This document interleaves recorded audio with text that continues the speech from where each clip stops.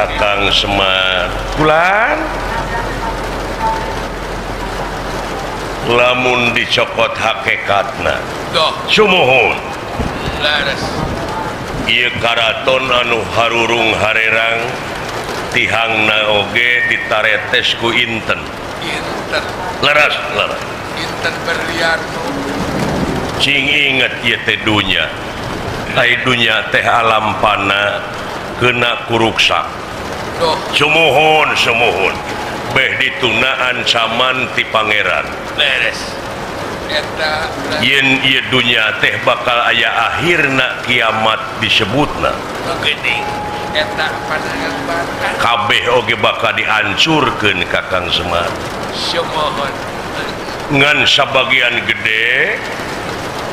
luyu jeung katerangan